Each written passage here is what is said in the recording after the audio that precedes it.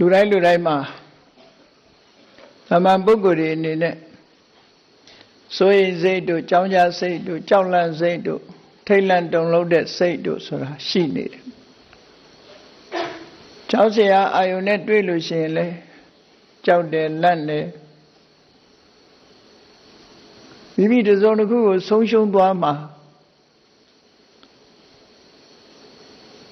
ဆုံးရှုံးသွားဖို့အနေအထားရောက်နေတယ်ဆိုရင်လေစိုးရိမ်စိတ်တွေဖြစ်လာတယ်ဥပမာပဲပြဒနာတရား၅ပါးလို့ဆိုရတဲ့ပဲညာတိပြဒနာဆွေတဲ့မျိုးတွေကအကိုရတဲ့ပုဂ္ဂိုလ်တွေဆုံးရှုံးသွားမယ်ဆိုရင်ဆုံးရှုံးတော့မယ်ဆိုရင်လည်းစိုးရိမ်ကြတယ်ဆုံးရှုံးသွားပြီဆိုတဲ့နောက်မှာလည်းစိုးရိမ်စိတ်တွေဖြစ်လာတောကလို့ခေါ်တာပေါ့ဘောဂပြဒနာလို့ခေါ်တဲ့ပစ္စည်းဥစ္စာတွေဆုံးရှုံးမဲ့အနေအထားမျိုးတွေ့ပြီဆိုလို့ရှိရင်လည်းစိုးရိမ်ကြတယ်ဆုံးရှုံးသွားပြီးတဲ့နောက်မှာလည်းစိုးရိမ်နေကြတယ်ရောဂပြဒနာလို့ခေါ်တဲ့လူတွေမှာယောဂဝေဒနာဖြစ်လာပြီဆိုရင်လည်းစိုးရိမ်ကြတယ်ဖြစ်မှလည်းစိုးရိမ်တယ်ဖြစ်နေလို့ရှိရင်လည်းစိုးရိမ်တယ်ပေါ့အဲ့တော့လောကမှာစိုးရိမ်စိတ်ဆိုတာတစ်စုံတစ်ခု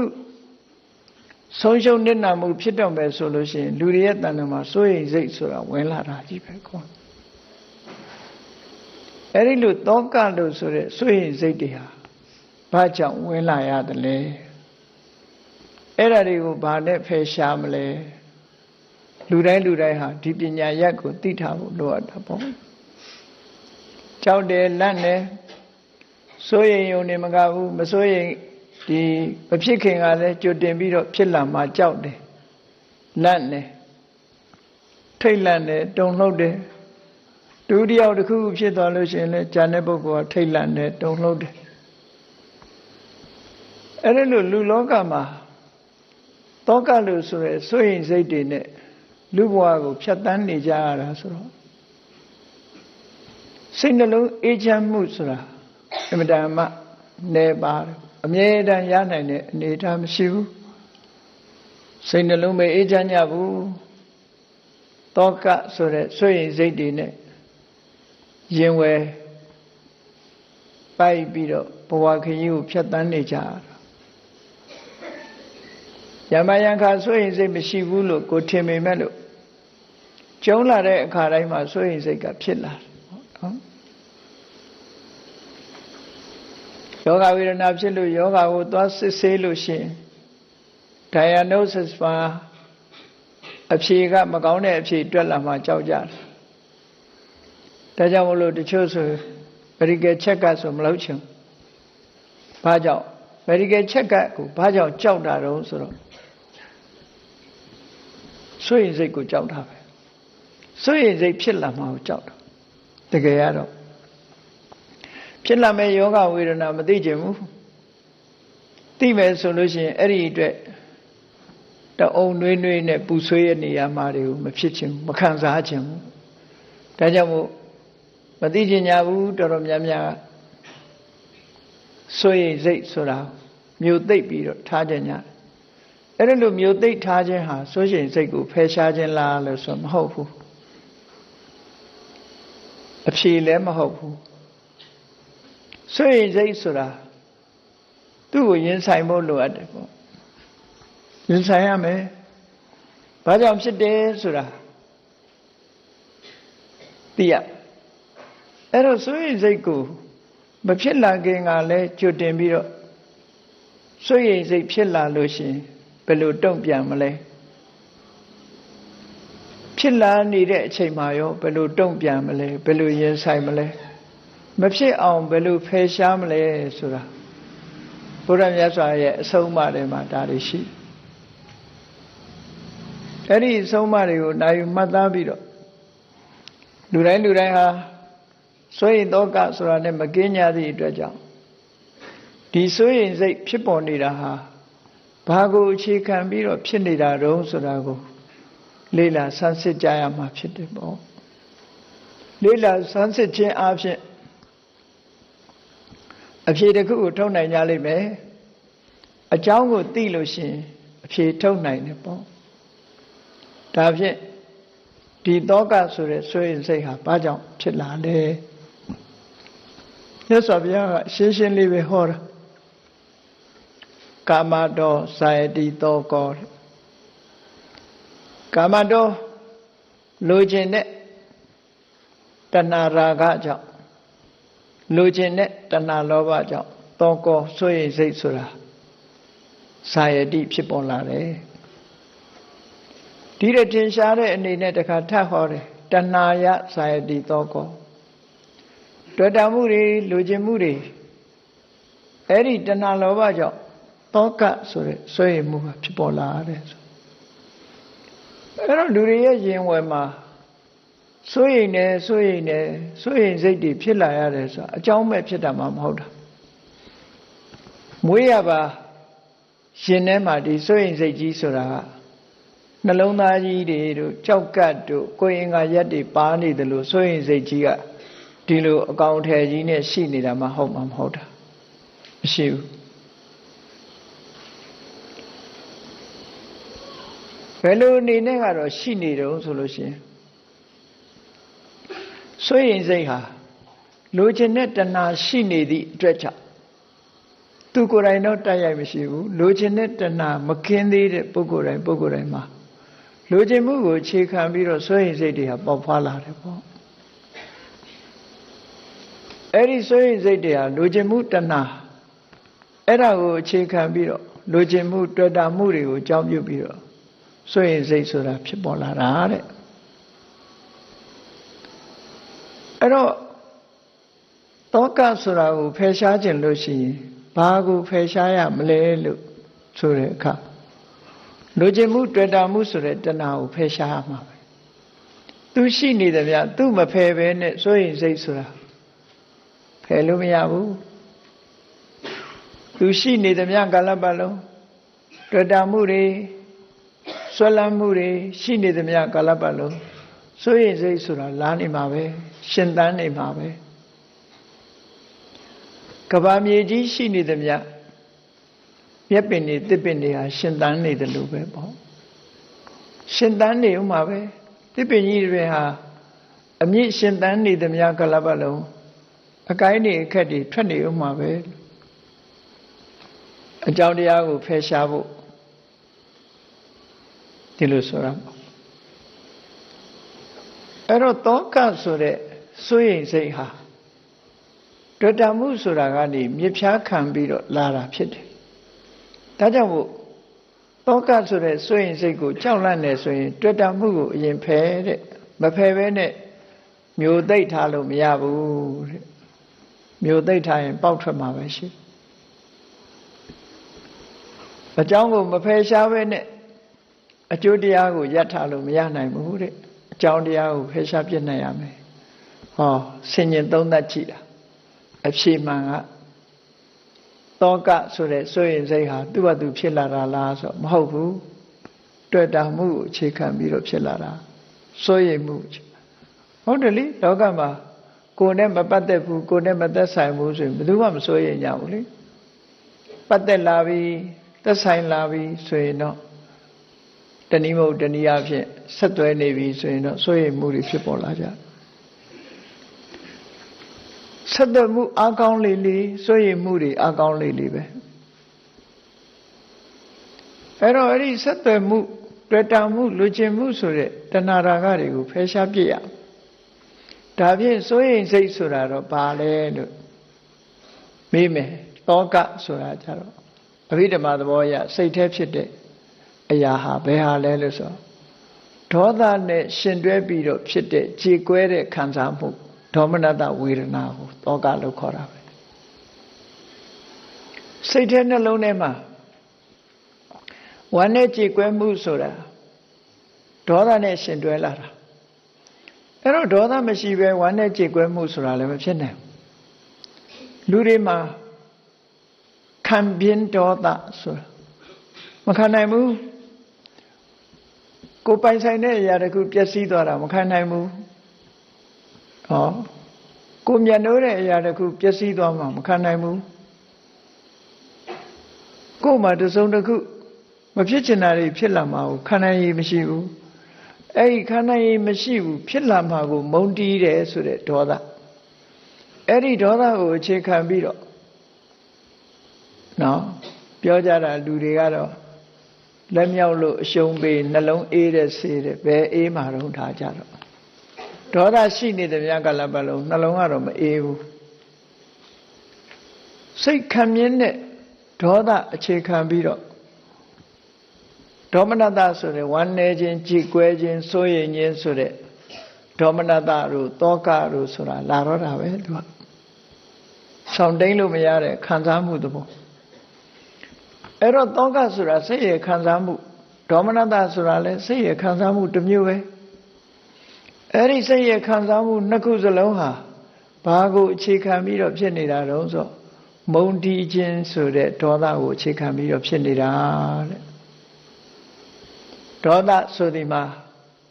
ကိုကအနိုင်ရလို့ရှိရင်လွှမ်းမိုးတဲ့ဒေါသကိုကအရှုံးလို့ဆိုရင်ကြောက်တဲ့ဒေါသ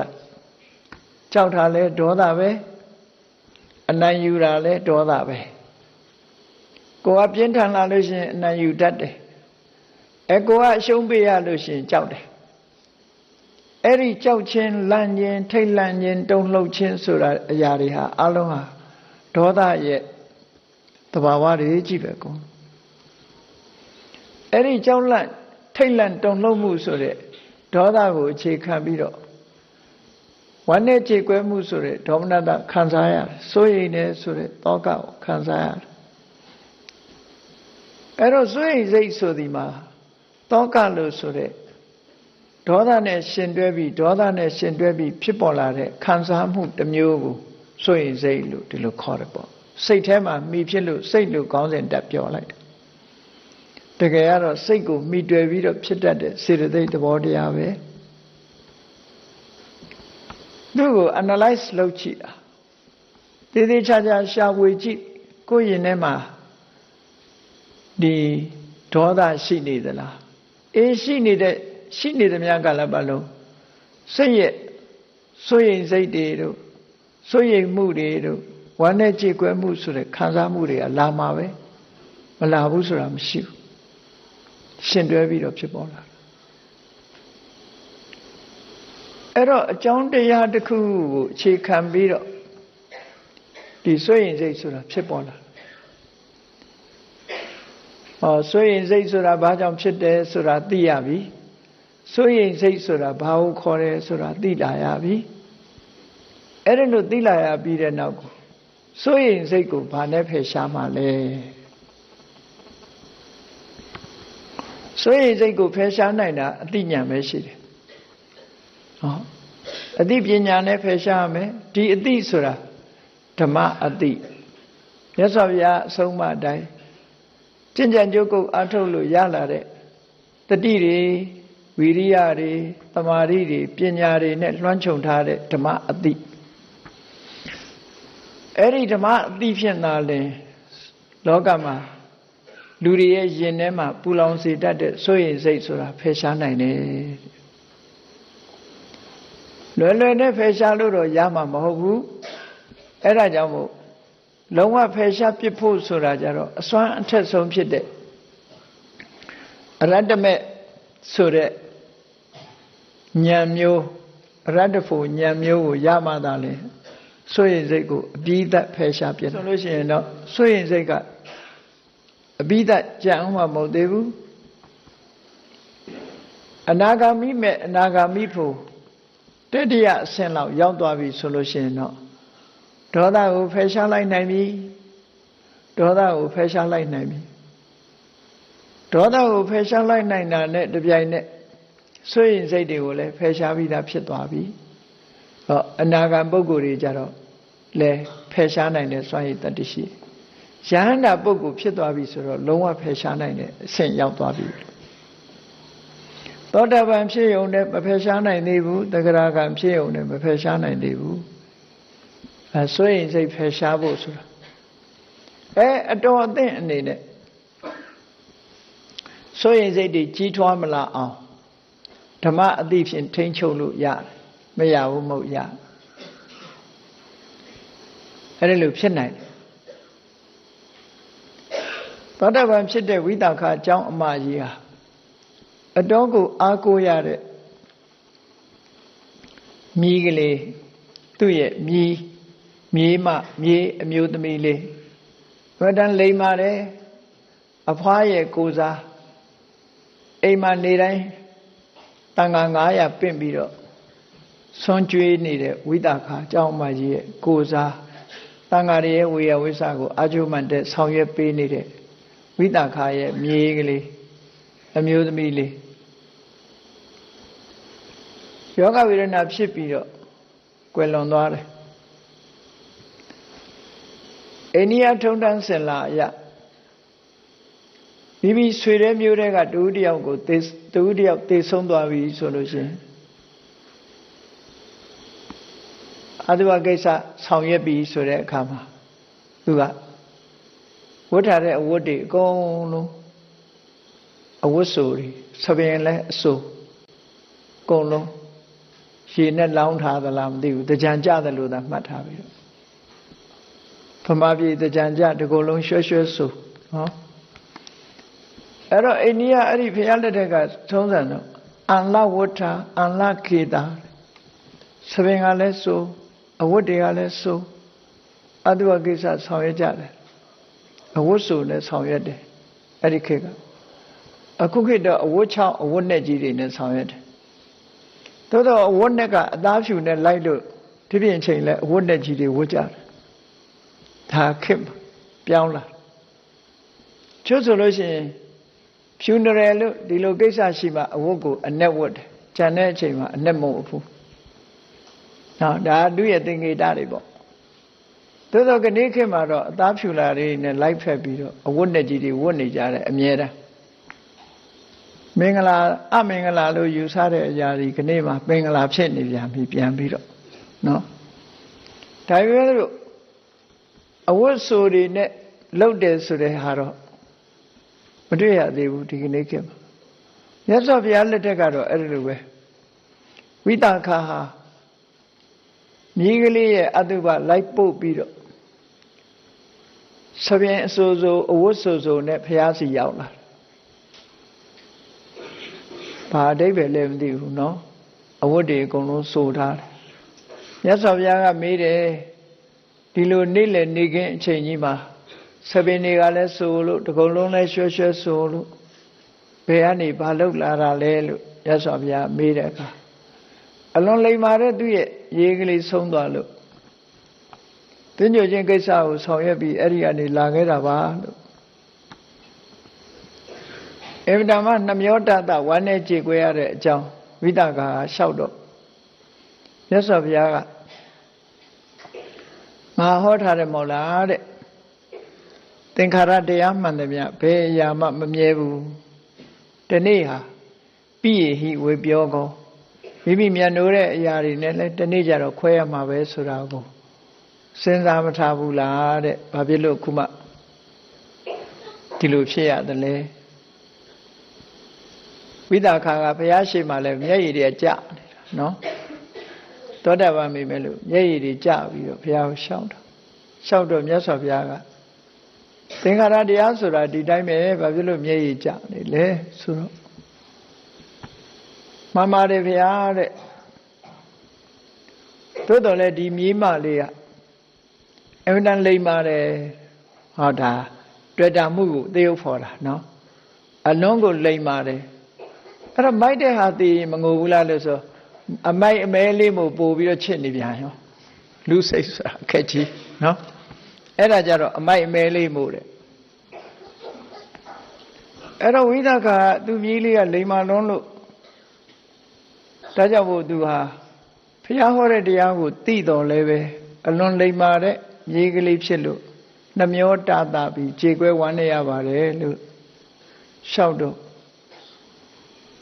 အဲ့ဒါလို့ဆိုရင်ဒီလိုအလိမ္မာမြေကလေးတွေဘယ်နှယောက်များလိုချင်တော့လို့ဆို100ရလဲယူမယ်ဗျာ1000ရလဲယူမယ်နော်တယောက်မကဘူးဒီလိုအလိမ္မာတုံးအလိမ္မာခဲလေးတွေဆိုရင်တော့ရသလောက်သူက မြတ်နိုးပါတယ်ဆိုအဲ့တော့မြတ်စွာဘုရားကသူ့ကိုတတိပေးတယ်အေးသာဝတိမြို့မှာတဲ့တနေ့သာဝတိမြို့မှာရှိတဲ့လူကြီးမြောက်များစွာရှိတဲ့တနေ့ဘယ်နှယောက်သေးတာတွေ့ရလဲလို့ဆို10ယောက်သေးတာလည်းရှိတယ်ဗျာတဲ့50သေးတာလည်းရှိတယ်100သေးတာလည်းရှိမြို့ကြီးကိုအဲ့ဒါဆိုလို့ရှိရင်တဲ့အဲ့ဒါလို့သာဝတိမြို့တစ်မြို့လုံးမှာရှိတဲ့အလိမ္မာတုံးအလိမ္မာခဲတွေအကုန်လုံးရကျင်တယ်မြည်တွေတော်ပြီးတော့လိုချင်တယ်ဆိုလို့ရှိရင်တဲ့ဒီနေ့ကို10ယောက်သေးမယ်ရောက်20သေးမယ်ရောက်50 100သေးမယ်ဆိုရင်တဲ့မှာသပင်6ရမဲ့ရေရောရှိသေးရဲ့လားအဝတ်တွေ6ရမဲ့ရေရောရှိသေးသလားလို့မြတ်စွာဘုရားကမေးမြန်းလိုက်တဲ့အခါကျတော့သူဟာမရှိနိုင်တော့ပါဘူးအဲ့တော့မြတ်စွာဘုရားကသဘာဝကိုစဉ်းစားခိုင်းတယ်ချစ်ခင်သူ1ယောက်ရှိရင်ဒုက္ခတစ်ခုပဲတဲ့ချစ်ခင်သူ2ယောက်ရှိရင်ဒုက္ခ2ခုပဲတဲ့ချစ်ခင်သူ100ရှိရင်ဒုက္ခ100ဖြစ်မှာပေါ့တဲ့အဲ့တော့အခုလို့ဆင်းရဲဒုက္ခရောက်ခြင်းဟာချစ်ခင်ခြင်းဆိုတဲ့တွေ့တာမှုကြောင့်ဖြစ်ပေါ်လာတာဖြစ်တယ်လို့မြတ်စွာဘုရားကဝိသခာကိုတရားဟောခဲ့တာအဲ့တော့တတိပိတရားဟောလိုက်တဲ့အခါမှာဝိသခာတောကတွေပြေပြောက်သွားတယ်လို့ဒီလိုဆိုအဲ့တော့လောကမှာစွန့်ရင်စိတ်တွေကလူတွေမှာအများကြီးရှိကြတယ်အဲ့လိုတရားဟောလိုက်လို့ရှိရင်လေစွန့်ရင်စိတ်ကိုပယ်ဖြောက်ပြီးသားဖြစ်သွားပြန်တယ်ပေါ့အခုခေတ်စွန့်ရင်စိတ်ပယ်ဖြောက်တာတွေကတော့တစ်မျိုးပဲเนาะလူတွေဟာငကောမှာငိုခြင်းနေတဲ့တဲပဲငိုလိုက်နဲ့တိုက်တွန်းတဲ့လူဟာရှိသေးငိုလိုက်ငိုခိုင်းမငိုရင်အလုံးတက်သွားသလားမသိဘူးအဲ့ဒီအလုံးကိုချခြင်းလို့ငိုလိုက်လို့ပြောတာတချို့ရတယ်အဲ့တော့ငိုလိုက်ဆိုတာတရားမဟုတ်ဘူးเนาะအဲ့ဒါငိုချလိုက်ရင်ရင်မဟာသွားတယ်လို့ဒီလိုထင်ကောင်းထင်လိမ့်မယ်ငိုလိုက်ရင်အားရသွားတယ်လို့ထင်တယ်အဲ့ဒါအဖြေမဟုတ်ဘူးစဉ်းစားဉာဏ်မဟုတ်ဘူးလေစဉ်းစားဉာဏ်နဲ့ဖြေရှင်းတာမဟုတ်သည့်အတွက်ကြောင့်ဒီတောကဟာတရင်ကအားဖြင့်တော့သူကတခဏအားဖြင့်တော့တက်တာသလိုရှိခြင်းရှိကောင်းရှိလိမ့်မယ်ရှင်ထဲမှာဟာသွားပြီးတော့သို့တော့တောကကိုလျှော့တာမဟုတ်ဘူးတဲ့တောကကိုလျှော့တဲ့နည်းမဟုတ်ဘူးတောကရှိမြဲရှိနေတာပဲအာကောင်းမြဲအာကောင်းနေမှာပဲတောကကိုဖယ်ရှားပြစ်နိုင်တဲ့နည်းကတော့ဘာလဲလို့ဆိုရင်ဓမ္မအတိပဲဒါလည်းဖြစ်တယ်ဓမ္မအတိကလွဲပြီးတော့တောကကိုဖယ်ရှားနိုင်တာမရှိဘူးလုံးဝဖယ်ရှားနိုင်တဲ့အတိဆိုတာအနာဂတ်နဲ့ယဟန္တာဒီအဆင့်ရောက်အောင်ဓမ္မအတိတွေရင့်ကျက်သွားပြီဆိုလို့ရှိရင်တော့စိုးရိမ်စိတ်တွေလုံးဝပျောက်သွားပြီဘယ်လောက်ထိပျောက်သွားသလဲဒီအတိညာဟာစိုးရိမ်စိတ်ကိုဘယ်လောက်ထိဖယ်ရှားနိုင်သလဲဆိုလို့ရှိရင်လုံးဝတစ်စက္ကမှမကြံအောင်ဖယ်ရှားနိုင်လူတွေဆိုတာကြောက်စရာအာယုန်နဲ့တွေ့ရင်ကြောက်တယ်လန့်တယ်ထိတ်လန့်တယ်တုန်လှုပ်တယ်စိတ်နှလုံးတုန်လှုပ်တယ်သို့တော့တချို့တရားတွေမကြောက်ဘူးမလန့်ဘူးဆိုတာလည်းရှိတယ်တရားမှာမကြောက်တဲ့တရားတွေရှိတယ်အဲ့ဒီတရားတွေဆိုပါစို့ရှင်သေးဆိုတဲ့အကောင်စားရဲပါတာပြောတော့ခုခဏအာဖရိကရှင်သေးကြီးတွေအမြောက်နဲ့ပြည့်ရင်တော့ပြေးကောင်းပြေးလိမ့်မယ်အဲ့ဒီမှာရှင်သေးဆိုတဲ့အကောင်ကသူကလန့်တယ်လို့မရှိဘူးတဲ့သူကဘာလို့မလန့်တာတော့လို့သူ့ရဲ့အကြောင်းကသူကဓမ္မအတိတွေသိလို့မလန့်တာလားလို့ဆိုမဟုတ်ဘူးသူအရှုံးပေးရမဲ့လူတယောက်မှမရှိဘူးဆိုတာသူကိုယ်သူကိုသိပြီးတော့ယုံကြည်လွန်အားကြီးပြီးတက္ကာယဒိဋ္ဌိကြီးမားလွန်အားကြီးသောကြောင့်သူမကြောက်တာတဲ့မိုးကြိုးတန်ကြားလဲလန့်မသွားဘူးရှင်သေးကလန့်တယ်လို့မရှိဘူးတဲ့ရှင်သေးဆိုတာဘယ်တော့မှမလန့်ဘူးလို့ပြောတယ်လက်နဲ့တဲ့သီးချေသူ့မှာမပါဘူးရှင်သေးကဘာဖြစ်လို့အဲ့ဒါမလန့်တာတုံးလို့ဆိုတော့အကြောင်းပြထားတာကိုယုံကြည်မှုလွန်ကဲနေလို့တဲ့သူကြောက်เสียသူ့ကိုသူရှုံးပေးရမယ်အကောင်တကောင်မှမမြင်ဘူးသူကပဲအကုန်နိုင်ရမယ်ဆိုတဲ့အသိစိတ်နဲ့သူမကြောက်တာတဲ့ လောကမှာမကြောက်ဘူးဆိုတဲ့လူတွေဟာအသိဉာဏ်နဲ့မကြောက်တာမဟုတ်ဘူးဥပမာမဲ့တစ်စေမကြောက်ဘူးဆိုတဲ့လူကလည်းသူ့ကိုယ်သူယုံကြည်လွန်းအားကောင်းပြီးတော့သူ့ရဲ့စွမ်းရည်တတ္တိကိုသူယုံကြည်လွန်းအားကြီးပြီးတော့ဘာကောင်ကြီးလာခဲ့သူတိုက်ခိုက်မယ်ဆိုတဲ့စိတ်နဲ့မကြောက်တာလေကြောက်တယ်ဆိုတဲ့စိတ်ကတော့အရှုံးပေးထားတာ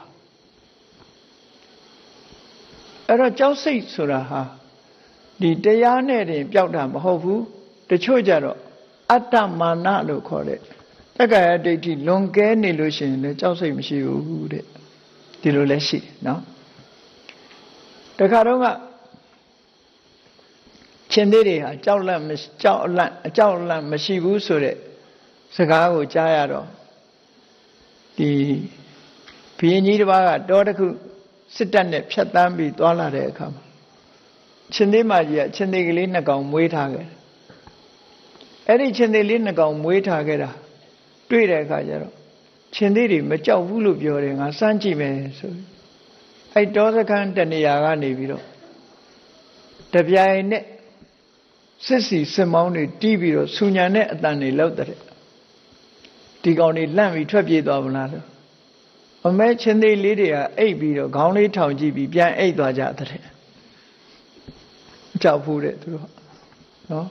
စူးစူးညံညံမကြောက်ဘူးအဲ့တော့ကြောက်တာဟာဘယ်သူတုံးဆိုရင်ဘုရင်ကြီးနဲ့စစ်သားတွေကအေးချင်းသေးမကြီးလာရင်ငါတို့မလွယ်ဘူးဆိုပြီးတော့မြန်သွားကြသူတို့ကကြောက်သွားတယ်အဲ့ဒါလို့လေမှတ်တမ်းထဲမှာဆိုထားတာရှိတယ်ပေါ့စားတယ်အဲ့ဒီတရားတွေမကြောက်တာကတော့အတ္တမာနလွန်ကဲနေလို့မကြောက်တာလို့ဒီလိုဆိုလို့အသိဉာဏ်ရှိလို့မကြောက်တာကတော့အနာဂံပုဂ္ဂိုလ်တွေနဲ့ယဟနာပုဂ္ဂိုလ်တွေဟာအသိဉာဏ်ရှိလို့ကြောက်လန့်ခြင်းဆိုတာမရှိဘူးစိုးရိမ်စိတ်ဆိုတာသူတို့မှမရှိဘူးတဲ့စိုးရိမ်စိတ်ကိုအခြေခံကနေစပြီးတော့ဖယ်ရှားပြီးဖြစ်သောကြောင့်အဲ့ဒီပုဂ္ဂိုလ်တွေဟာကြောက်လန့်တဲ့စိတ်လုံးဝမရှိတော့ဘူးဒါလေးကိုသုတ္တန်တစ်ခုမှာဒီမြတ်စွာဘုရားလက်ထက်တုန်းကကိုရင်လေးတစ်ပါးအကြောင်းနဲ့ပတ်သက်ပြီးတော့သူ့ရဲ့ဖြည့်ရှင်းပေးပုံလေးဓမ္မအတိကစွန့်ရင်စိတ်တွေကိုဖယ်ရှားနိုင်တယ်ဆိုတာလေးကိုမှတ်သားနိုင်ယူကြည့်ကြရအောင်ဒီကိုရင်လေးကအမှန်တမ်းငယ်သေးတယ်ပေါ့အစပထမငယ်ငယ်နဲ့ပဲယဟနာဖြစ်သွားတာသူ့ရဲ့နာမည်ကအဓိမုဒ္ဒလို့ခေါ်တယ်အဓိမုဒ္ဒသူ့ရဲ့ဦးလေးကတန်ကိစ္စလို့ခေါ်တယ်သူ့ဦးလေးကလည်းထူးခြားတယ်သူကလည်းထူးခြားတယ်တူကြီးနှစ်ယောက်အဲ့ဒီအဓိမုဒ္ဒဆိုတဲ့ကိုရင်လေးဟာသာသနာပေါင်းဝင်လာပြီးသာသနာကျင့်စဉ်တွေကိုကျင့်ကြံကြိုးကိုအားထုတ်တယ်ဓမ္မအသိတွေရအောင်ကြိုးစားတယ်ဝိပဿနာကျင့်စဉ်တွေကိုကျင့်လိုက်တာကိုရင်ဘဝနဲ့ပဲယဟနာဖြစ်သွားတယ်အဲ့တော့တမန်အားဖြင့်နေမယ်ဆိုရင်သူကလည်းမကြောက်ဘူးငါလည်းမကြောက်ဘူးသူလည်းမစိုးရိမ်ဘူးငါလည်းမစိုးရိမ်ဘူးလို့ပြောလို့ရတယ်သို့တော့ကြောက်เสียလန့်เสียဘေးရအာယုန်နဲ့တွေ့လာတဲ့အခါမှာမကြောက်မှတကယ်မကြောက်တာလို့ပြောရမှာနော်အဲ့တော့ဒီကိုရင်လေးကသာသနာပေါ်မှာဒီအသက်20ပြည့်ဖို့နီးလာတော့ရဟန်းဖြစ်ဖို့အချိန်ရောက်လာတော့သူ့ရဲ့မိဘစီပြန်သွားပြီးတော့ခွင့်ပန်မယ်သူဟာရဟန်းတက်တော့မယ်ရဟန်းပေါင်တက်တော့မယ်ဆိုတော့ခွင့်ပန်မှုသွားတာတော်လန်းကြီးတစ်ခုဖြတ်တန်းပြီးတော့သွားတာသူတစ်ပါးတည်းဖြတ်တန်းသွားတဲ့အခါကျတော့အဲ့တော်ထဲမှာဘသူတွေနဲ့ပဲပင်မှသွားတွေ့တော့ဆိုလူဆိုးတွေ900နဲ့သွားပြီးတော့ပဲပင်မှသွားတွေ့တယ်အုပ်စုလိုက်ဆိုးနေတဲ့လူတွေလူဆိုးဆိုတဲ့တခိုးဓမြတပုံအလုံးပေါ့လေဒီထဲမှာဒီတောင်းကျမ်းနေတဲ့ပုဂ္ဂိုလ်တွေလူတွေကိုတိုက်ခိုက်ပြီးတော့တော်လန့်ဖြတ်သွားတဲ့လူတွေစီကိုတိုက်ခိုက်လူရက်ပြီးတော့ရှာဖွေစားတော့နေတဲ့လူဆိုးတွေအုပ်စုလူဆိုးခိုင်းကြီးပေါ့အဲလူဆိုးခိုင်းကြီးနဲ့သူသွားတွေ့တော့သူဖမ်းခံရတယ်ဖမ်းလိုက်တယ်အဲ့ဒီအချိန်မှာလူဆိုးခိုင်းကဘာလုပ်မလို့လဲလို့ဆိုတော့သူတို့ရဲ့ယုံကြည်ချက်အားလျော်စွာ သူတို့အလုပ်တစ်ခုလုပ်တော့မယ်ဆိုလို့ရှိရင်နတ်ပူဇော်ကြမယ်ရစ်ပူဇော်ကြမယ်ငယ်တုန်းကလည်းရွာဓမြတိုက်တယ်ဆိုလို့ရှိရင်ဓမြတိုက်တော့မယ်ဆိုလို့ရှိရင်ရွာနတ်စင်လာပြီးတော့အရက်ပလင်းတို့ကြက်တို့ဆက်တာရှိတယ်လို့ပြောတာပဲဒီရွာကိုဓမြတိုက်တော့မယ်ဆိုဒီရွာပိုင်ချက်ရွာဆောင်နတ်ကိုလာပြီးတော့လက်ထိုးသေးတာမသိကြအောင်ဆောင်းနေပါမသိကြအောင်ဆောင်းနေပါသူတို့ဒီနေ့ညဓမြတိုက်တော့မယ်အဲ့လိုပြောတာပဲဟုတ်လားမဟုတ်လားတော့မသိဘူးအဲ့ဒီရွာဆောင်နတ်တွေကိုလာပြီးတော့အရက်တို့ကြက်တို့လာပြီးတော့ဆက်တာတတိထားတဲ့လူကတော့နတ်စင်ကိုကြည့်ပြီးတတိထားဒီနေ့တတိထားကြနော်ရွာဓမြတိုက်ခံရလိမ့်မယ်ရွာဆောင်နတ်တွေနေဆောင်ပယ်ဆောင်တွေကိုသွားပြီးတော့သူတို့လုပ်ငန်းအောင်မြင်အောင်မဆာပါပေါ့ဒီလိုလုပ်နေရှိကြလူတွေကလုပ်နေရှိကြအဲ့တော့အခုတောထဲမှာနေတဲ့လူဆိုးခိုင်းကြီးကလည်းဒီကွင်လေးကိုဖမ်းပြီးတော့သူတို့လုပ်တဲ့လုပ်ငန်းတွေအောင်မြင်မှုအတွက် sacrifice လို့ခေါ်တယ်ရစ်ပူဇော်မဲ့အလုပ်ကိုလုပ်ကြတယ်သူတို့တခါတရံကြတော့လေကံမကောင်းအကြောင်းမလားတဲ့အခါကျတော့သူတို့စောင့်ကြပ်ပြီးတော့စောင့်မျှော်နေတဲ့နေရာမှာလူတွေတရားဟောမှမသွားကြဘူးဆိုတဲ့အခါသူတို့စားစရာတောက်စရာရှားပါလာမှာပေါ့လူတွေလာမှလူရဲ့တိုက်ခိုက်လို့ရမှာကိုအဲ့တော့ဒီအတွက်နတ်ပူဇော်ကြမယ် sacrifice လုပ်မယ်ဘယ်သူလာတဲ့လူဖမ်းပြီးတော့သူ့ရဲ့လဲချောင်းသွေးကိုထုတ်ပြီးတော့ရစ်ပူဇော်မယ်လို့လုပ်တာတချို့လူတွေကြတော့တပ်ဖြတ်ပြီးတော့ဥစ္စာငွေကြေးကိုယူကြတယ်ပေါ့အဲ့ဒါလို့သူတို့ဟာတောစခန်းတနေရာကနေပြီးတော့လာသမျှလူတွေဖမ်းတပ်ဖြတ်ရစ်ပူဇော်တဲ့အလုံးလုံးတယ်တခါတရံကြတော့သူတို့စီကနေပြန်ပေးဆွဲတယ်ငွေကြေးဒဏတွေရအောင်ရှာကြတယ်အဲ့ဒါလို့အလုပ်တွေလုပ်တဲ့အခါမှာဖမ်းခံရတဲ့ပုဂ္ဂိုလ်တိုင်းဟာအင်တာမှကြောက်ကြတယ်ကြောက်တော့ငိုကြတယ်တောင်းပန်ကြတယ်အမျိုးမျိုးသူလွတ်ပါမလုပ်ပါနဲ့သူ့ကိုသနာပါစသဖြင့်ဒီလိုတောင်းပန်ကြအခုကိုရင်လေးကိုသူတို့ဖမ်းလိုက်တယ်အဓိမုဒ္ဒဆိုတဲ့ကိုရင်ကိုဖမ်းလိုက်တယ်ဖမ်းပြီးတော့ဒီကိုရင်ကိုရစ်ပူစော်မှာသူတို့တပ်ဖြတ်ပြီးတော့လဲချောင်းသွင်းနဲ့ရစ်ပူစော်မှာအဲ့ဒါလို့တပ်ဖို့ဖြတ်ဖို့အကုန်လုံးရစ်ပူစော်မဲ့ဟာတွေပြင်းစင်ပြီးတော့နေတဲ့အချိန်ကိုရင်ကထွက်လည်းမပြေဘူးသူ့မျက်နှာကလည်းကြောက်တဲ့မျက်နှာမရှိဘူးပဂရိအနေထားပဲသူကပြုံးနဲ့မစိုးရိမ်တဲ့စိတ်နဲ့မျက်နှာကလည်းဘာမှစိုးရိမ်တဲ့စိတ်မရှိဘူးသူ့မိတ်ဆွေတွေတရားဓမ္မတွေနဲ့ထိုင်းနေတယ်လို့ပဲသူဟာအဲ့ဒါကိုလူဆိုးကောင်းဆောင်ကတတိထားမိတယ်တတိထားမိတယ်တခြားလူတွေဆိုလို့ရှိရင်ငါတို့ဖမ်းထားလို့ရှိရင်ငိုရင်လည်းငိုတယ်ကြောက်ရင်လည်းကြောက်တယ်တောင်းပန်ရင်လည်းတောင်းပန်တယ်လူတွေကတုံလှုပ်တယ်တကိုယ်လုံးဆက်တုံးတယ်တတ်ခံရတော့မယ်ဆိုတဲ့သိတဲ့အချိန်ကစိုးရင်စိတ်တွေနဲ့လူဟာနေမထိထိုင်မချိအဲ့လိုဖြစ်ဒီကိုရင်ကြတော့အေးအေးဆေးဆေးဘာမှမဖြစ်ပဲနဲ့ဘာလို့နေတာလဲဟာသူတို့မှာစိတ်ထဲမှာထူးဆန်းနေတယ်ပေါ့ထူးဆန်းနေတယ်မကြောက်ရွံ့နေမကဘူးသူမျက်နှာလေးကပိုးတောင်ကြီးလာသေးတယ်သူတို့လောက်ကင်နေတာတွေကိုကြည့်ပြီးတော့သူမျက်နှာလေးကပိုးပြီးတော့ကြည်လင်ရွှင်ပြပြီးတော့နေတယ်အဲ့တော့ဒီလိုအန္တရာယ်ကြီးကြုံပြီးအသက်ခံရမဲ့ဘေးနဲ့ကြုံနေတာတောင်မှဘာဖြစ်လို့မတုံမလုံနေရတာလဲဆိုတာကိုနားမလည်နိုင်လို့လူဆိုးကိုင်းခေါင်းဆောင်ကြီးကနေပြီးကိုရင်ကိုမေးတာတို့ဖမ်းတဲ့လူတွေမှန်သမျှကြောက်ကြတယ်ငိုကြတယ်တောင်းပန်ကြတယ်အသနာခံကြတယ်ကိုရင်ကတော့ဘာတစ်ခုမှမပြောဘဲနဲ့ကြောက်လန့်တုန်လှုပ်ခြင်းမရှိတဲ့အပြင်မှာပို့ပြီးတော့တောင်မျက်နှာကြည်ကြည်လင်လင်နဲ့သူ့ဟာသူတရားရှုပြီးအိန္ဒိယရထိုင်းနေတာ ဘာဖြစ်လို့မကြောက်တာလဲအခုလိုကြောက်เสียအသက်ဘေးအန္တရာယ်ကြီးနဲ့ကျုံနေရတဲ့နဲ့ဘာဖြစ်လို့မငိုသလဲဘာဖြစ်လို့စိုးရင်စိတ်တွေမဖြစ်သလဲလို့မေးတာအဲ့ဒါလို့မေးတဲ့အခါကျတော့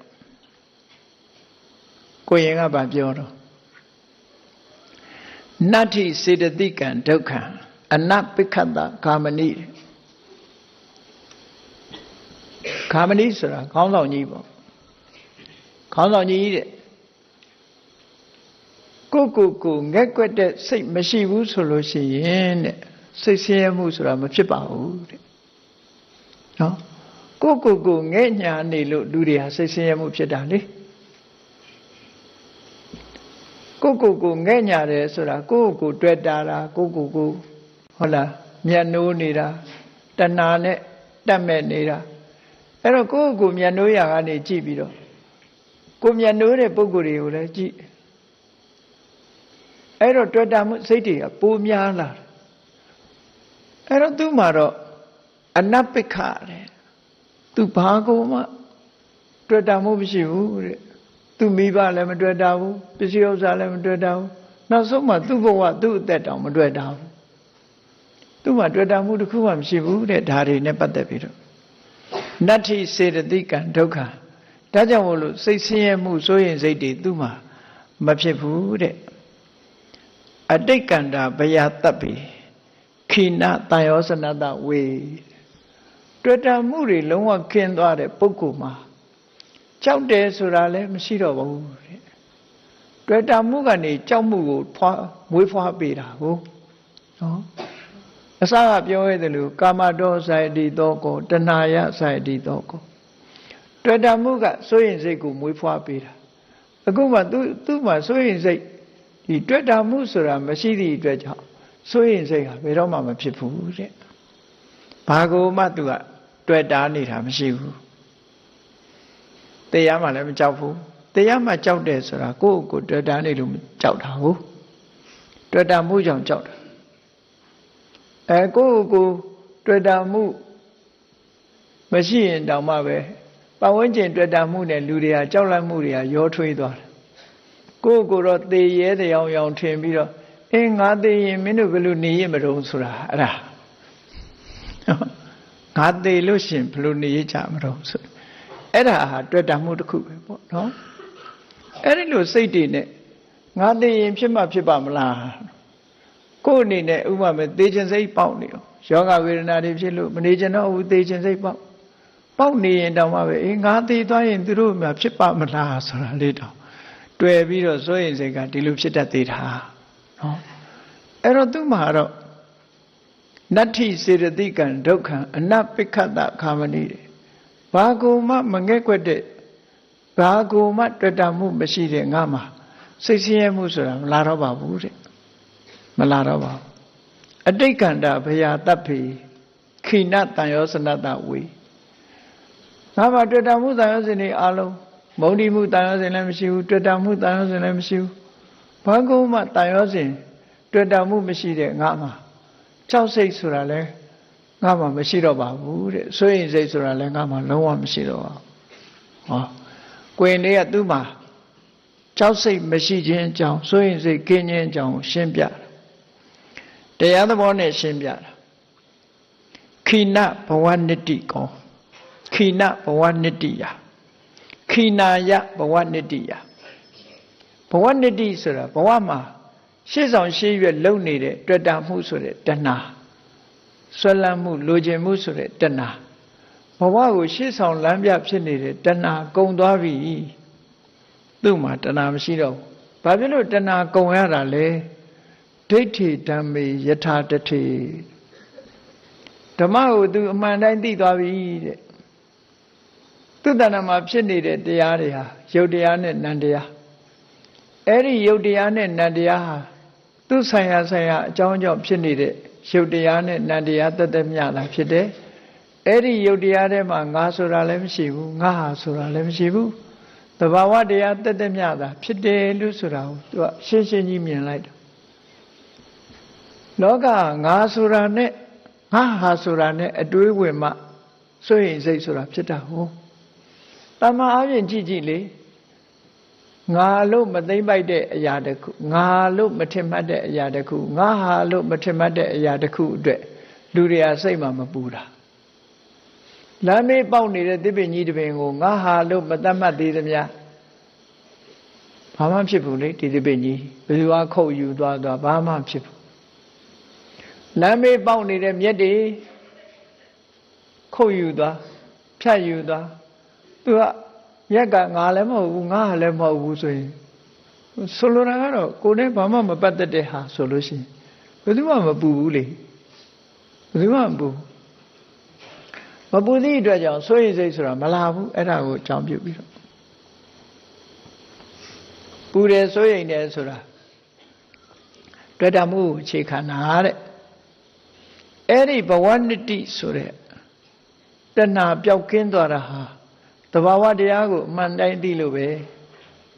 ငါးတဏ္ဍာမှာဖြစ်တဲ့ယုတ်တိနတ်တွေဟာကံစိတ်ဥဒုအာရစတဲ့အကြောင်းတရားတွေကြောင့်ဖြစ်တယ်အဝိဇ္ဇာကြောင့်သင်္ခါရဖြစ်တယ်သင်္ခါရကြောင့်ဝိညာဉ်ဖြစ်တယ်ဝိညာဉ်ကြောင့်နာယုဖြစ်တယ်လို့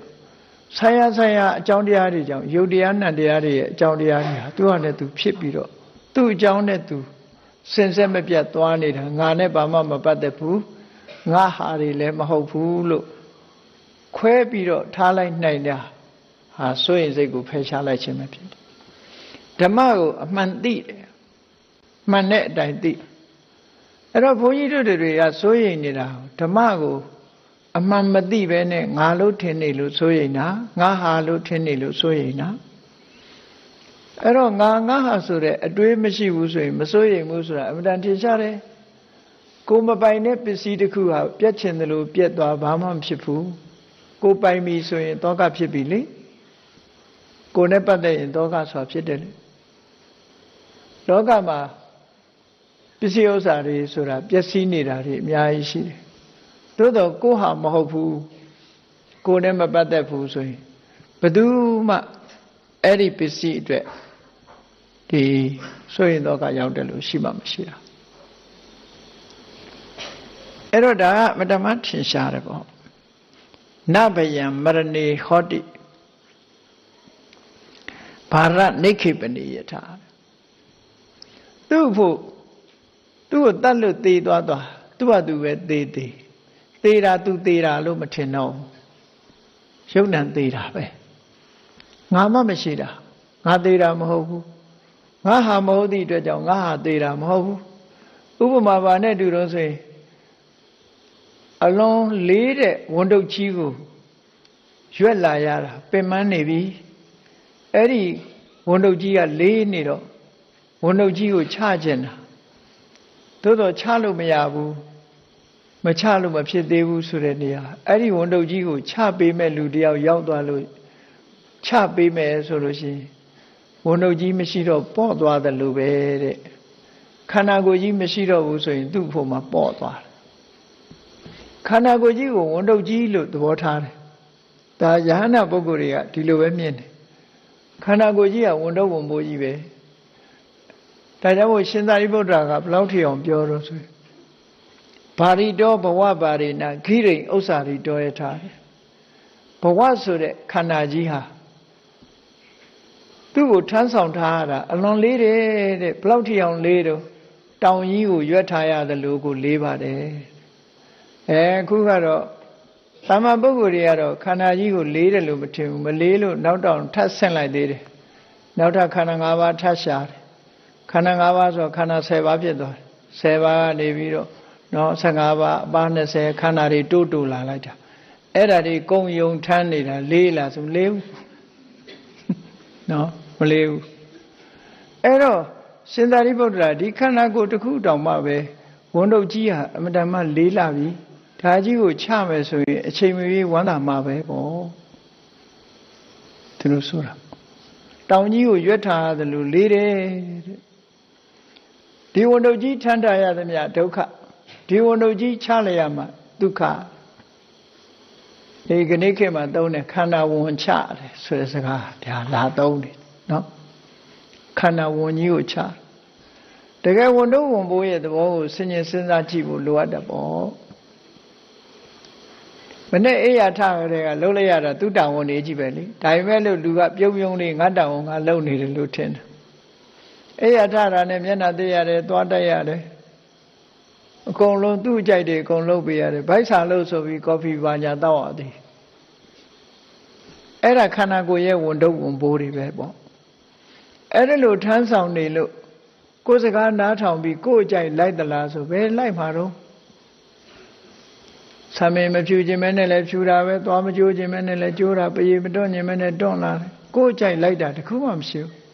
သူဖြစ်ခြင်းတို့ဖြစ်နေတဲ့အရာကြီးတခုများတာဖြစ်တယ်အဲ့ဒါလို့ကိုယ်ဟာမဟုတ်ဘဲနဲ့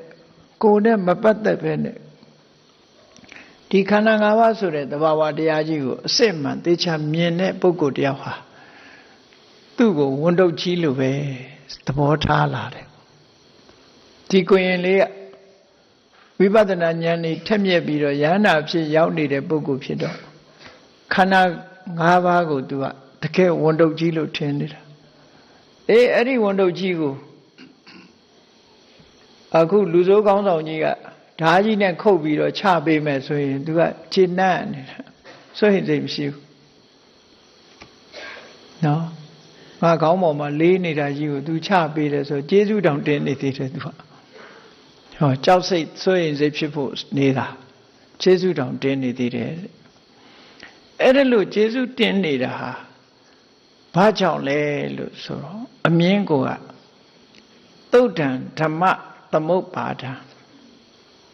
ဓမ္မတက်တက်ဖြစ်နေတယ်လို့သူကမြင်တယ်ငါမဟုတ်ဘူးငါဟာမဟုတ်ဘူးတရားဓမ္မတက်တက်ပဲဖြစ်နေတယ်သူအကြောင်းကြောင့်သူဖြစ်နေတယ်ဥပမာအသိစိတ်တွေဖြစ်နေတယ်ဆိုတာ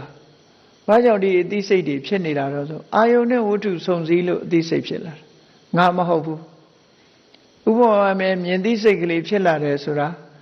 အစင်းအာယုန်နဲ့မျက်စိနဲ့စုံစည်းလိုက်တဲ့အခါမြင်သိစိတ်လေးပေါ်လာတယ်အဲ့ဒီမြင်သိစိတ်လေးဟာငါလည်းမဟုတ်ဘူးငါဟာလည်းမဟုတ်ဘူးသူ့အကြောင်းနဲ့သူဖြစ်နေတာဒါဖြစ်တယ်ဟောဓမ္မတက်တက်ပဲဒီထဲမှာငါဆိုတာလည်းမရှိဘူးငါဟာဆိုတာလည်းမရှိဘူးလို့အဲ့ဒါကိုပြောတာသုတ်တံဓမ္မသမုပ္ပါဒံဓမ္မတက်တက်ဖြစ်အကြောင်းတရားကလည်းဓမ္မပဲဖြစ်လာတဲ့အကျိုးတရားတွေကလည်းဓမ္မပဲအဲ့ဒီဓမ္မတက်တက်ဖြစ်ပြီးတော့သုတ်တံသင်္ခါရတန်တတေဖြစ်နေတဲ့အရာကြီးကသင်္ခါရယုတ်နံဆိုတဲ့သင်္ခါရတရားရဲ့အစဉ်ဆက်ကြီးဖြစ်စဉ်ကြီးတစ်ခုများတာဖြစ်တယ်ဖြစ်စဉ်ကြီးတစ်ခုများတာမြေကမ်းမသွားပြီးတော့မြေတွေထိုင်ကြည့်နေမြေတွေဟာစီးဆင်းပြီးတော့သွားနေတာအဲ့ဒီသွားနေတဲ့မြေရည်အစဉ်ကိုကြည့်နေရတယ်လို့ကိုယ်ကတဏ္ဍာမှာရှိတဲ့သင်္ခါရတရားတွေဟာလည်းမြေရည်စီးနေတယ်လို့ပဲသူကသူဖြစ်နေကြတာဟောအဲ့တော့အဲ့ဒီမြေကြီးတဲ့ရေတွေကိုတစုံတစ်ခုလှုပ်လေသူစိုးရင်စိတ်မရှိတော့ဘူးလေမြေရည်ကိုမြေရည်လို့ပဲစီးနေတဲ့မြေရည်ကြီးလို့တစ်ခုလို့မြင်တာပဲထို့တူပဲသင်္ခါရတရားကိုသင်္ခါရတရားလို့မြင်တာငါလို့မမြင်ဘူးငါဟာလို့မမြင်တော့ဘူးဒါကိုပြောတာသုတ်တံသင်္ခါရတန်တတေသင်္ခါရဖြစ်စဉ်ကြီးတစ်ခုများတာဖြစ်တယ်ဆိုကိုယ်နဲ့ခွာထားလိုက်တာပတ္တန္တတယထာဘူတံဒီလိုမြင်တာဟာအမှန်တိုင်းမြင်တာပဲ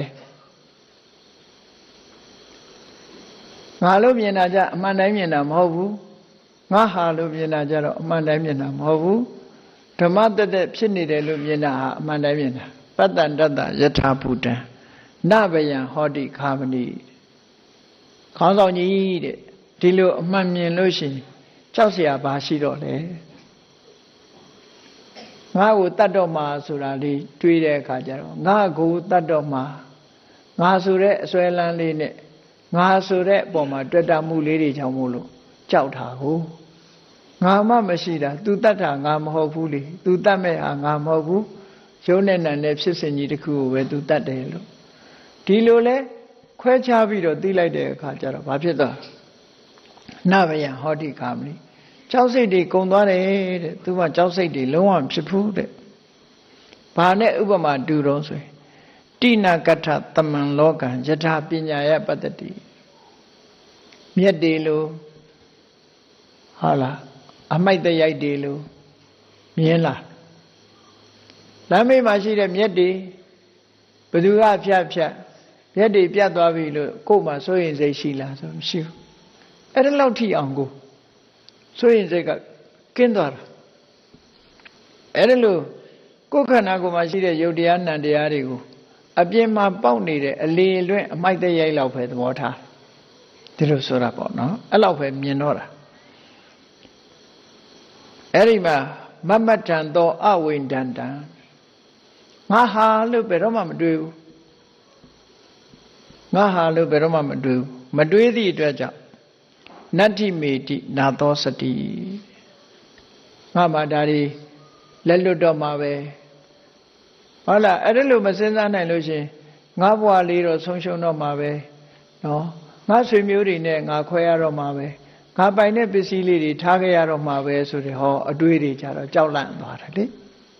အဲ့ဒီအတွေးတွေဝင်သွားရင်ကြောက်လန့်ရှိအဲ့သူ့မှာငါဆိုတာလည်းမရှိတော့ဘူးငါဟာဆိုတာလည်းမရှိတော့ဘူးဆိုရင်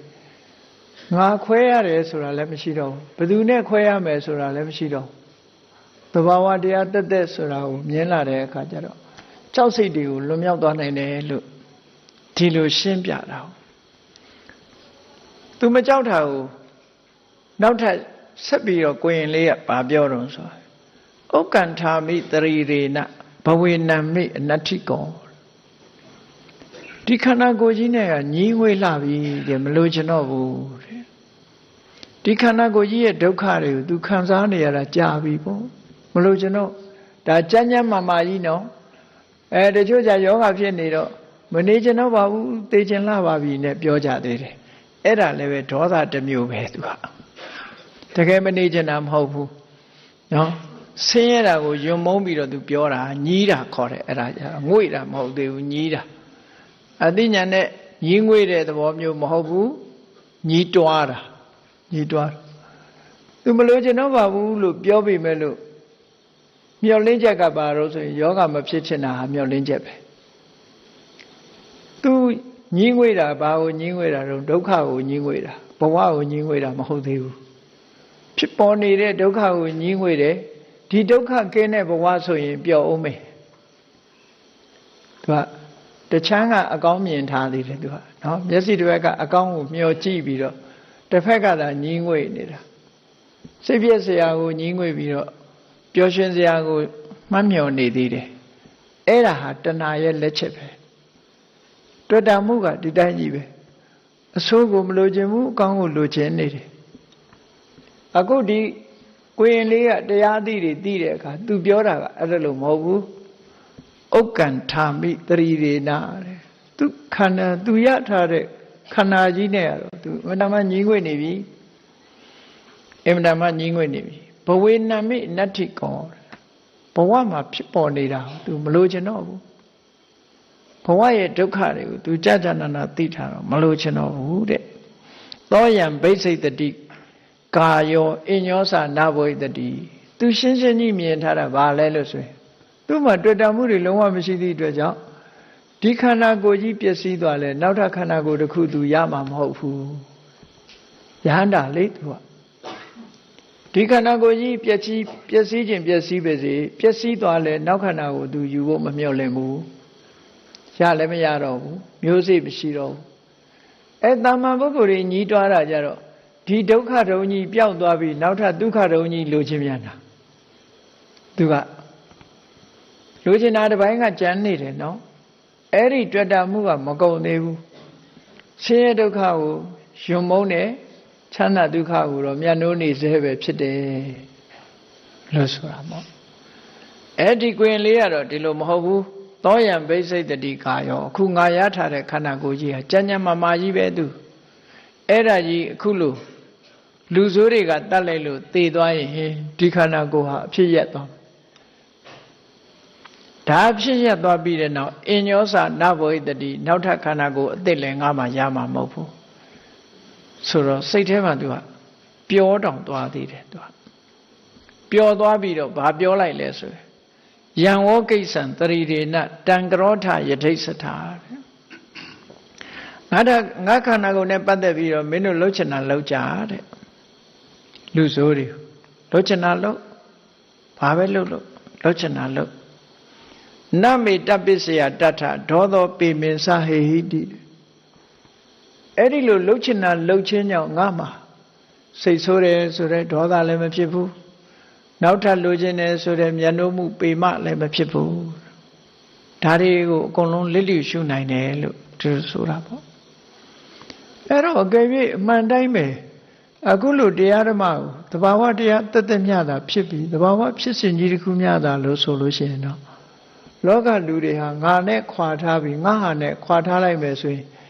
ဒီအတွေးမျိုးဟာခိုင်ခိုင်မာမာရှိဒီဉာဏ်မျိုးခိုင်ခိုင်မာမာဖြစ်ပြီးဆိုရင်စိုးရိမ်စိတ်ဆိုတာဘယ်တော့မှမလာတော့ဒါအသေးချာစိုးရိမ်စိတ်တွေကိုဖယ်ရှားတယ်ခုနလိုအတ္တမာနကြီးလွန်အားကြီးလို့ငါကပဲအနိုင်ရမယ်ဆိုတဲ့အတ္တမာနကြောင့်မကြောက်တာကတစ်မျိုးအခုဟာကအတ္တမာနကြောင့်မဟုတ်ဘူးအမှန်သိတဲ့ပညာကြောင့်အမှန်သိတဲ့ဓမ္မအသိကြောင့်မကြောက်တာစိုးရိမ်စိတ်တွေဖယ်ရှားနိုင်တာအဲ့ဒါလို့လည်းပြောလိုက်ရောတတ်မဲ့ဖြတ်မဲ့ပြင်ဆင်နေတဲ့လူဆိုးတွေဟာဘာဖြစ်သွားလဲသူပြောတာကိုခေါင်းကိုရင်လေးပြောနေတာကိုနားဆိုင်ပြီးတော့ထောင်းနေရင်ကနေပြီးတော့သူတို့စိတ်ထဲမှာကြက်သီးမွေးညင်းနေထားလာတယ်ဒါတော့လူငယ်အရွယ်ကနေပြီးတော့တို့ချင်တာလို့ဘာမှမစိုးရိမ်ဘူးဆိုတာစကားအနေနဲ့ပြောတာမဟုတ်ဘူးမျက်နှာကလည်းပဲအပြုံးမပြတ်ဘူးသူကအဲ့ဒါမြင်လိုက်တဲ့အခါကျတော့သူတို့ကြက်သီးမွေးညင်းနေထသွားကြတယ်ကြက်သီးမွေးညင်းနေထသွားပြီးတော့လက်ထဲမှာကင်ထားတဲ့လက်နဲ့တွေသူ့ကိုတတ်ဖို့ပြတ်ဖို့စီရင်ထားတာတွေအကုန်လုံးပြစ်ချတယ်အကုန်လုံးပြစ်ချပြီးတော့ခေါင်းဆောင်လုပ်တဲ့လူဆိုးကြီးကဗာမေးတော့ဆိုကိမ္ဗန္တိကရိတဝါနာကောဝါအာစရိယောတဝကတ္တသာသနာမာဂမလပတိတံအသောကတာအခုလိုစိုးရိမ်စိတ်တွေမရှိတာဟာစိုးရိမ်စိတ်တွေမရှိတာကိုတော့စိုးရိမ်စိတ်တွေလုံးဝဖျောက်ပြီးတော့အပြုံးမပြတ်နေနိုင်တာဘာလုပ်လို့လဲဘာတွေလုပ်ထားလဲဟာလားသူစိတ်ဒီလိုကြန့်ခိုင်နေအောင်ဘာတွေလုပ်လဲဘာတွေလုပ်ထားလဲကိုတော့လမ်းပြတဲ့ဆရာကဘာလုပ်လဲဟုတ်လားဘာတွေလုပ်တာလဲဘယ်လိုလမ်းပြလဲသူ့ရဲ့အဆုံးအမကိုတော့ရရှိလို့အခုလိုစိုးရိမ်စိတ်တွေဘယ်လိုလုပ်ပြီးရလာသလဲသူ့ရဲ့အဆုံးအမဘယ်လိုလုပ်ပြီးတော့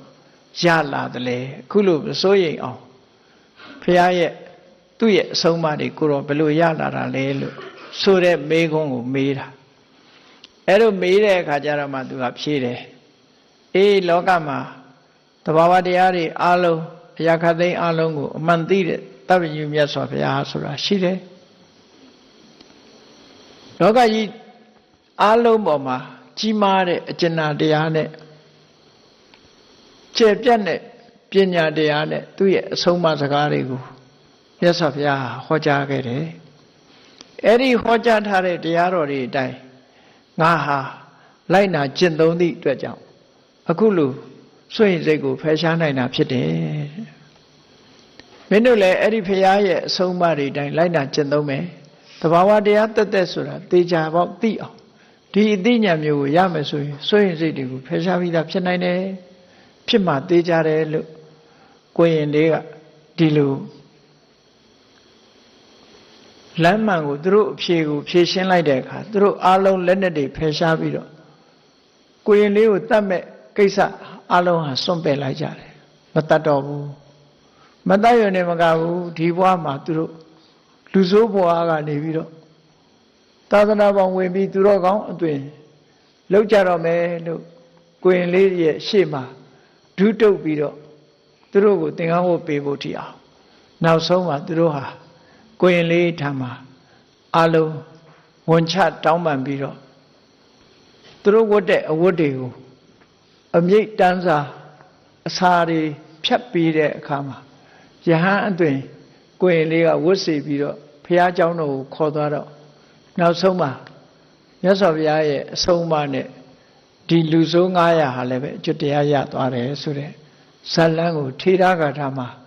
အဓိမုဒ္ဒထေရဂါထာဆိုပြီးတော့မှတ်တမ်းတင်ထားတာရှိတယ်ပေါ့အဲ့ဒီမှတ်တမ်းရ ဆိုရင်စိတ်ကိုဖယ်ရှားတဲ့ဤစနစ်ဟာဝိပဿနာကျင့်စဉ်ကိုကျင့်မှဆိုရင်စိတ်ကိုဖယ်ရှားနိုင်မှာဖြစ်တယ်နောက်ဆုံးသိကြအောင်ဓမ္မတသက်တာဖြစ်ဓမ္မတသက်ရဲ့ဖြစ်ချင်းများတာဖြစ်ပြီးသင်္ခါရအစဉ်ဖြစ်စဉ်ကြီးတစ်ခုများတာဖြစ်တယ်ဆိုတာမြင်အောင်ဝိပဿနာကျင့်စဉ်ကျင့်လို့ဝိပဿနာဉာဏ်ရင့်တန်လာတဲ့အခါမှာနိဗ္ဗာန်ကိုအာရုံပြုနိုင်တဲ့မဲ့ဉာဏ်ဖွဉာဏ်တွေရရှိပြီးတဲ့နောက်မှာစိုးရိမ်စိတ်တွေကိုလွန်မြောက်နိုင်ပါတယ်ဆိုတာကိုယ်စီသဘောကျပြီးတော့ဘုရားမြတ်စွာရဲ့အဆုံးအမအတိုင်းလိုက်နာကျင့်သုံးနိုင်ကြပါစေကုန်သတည်း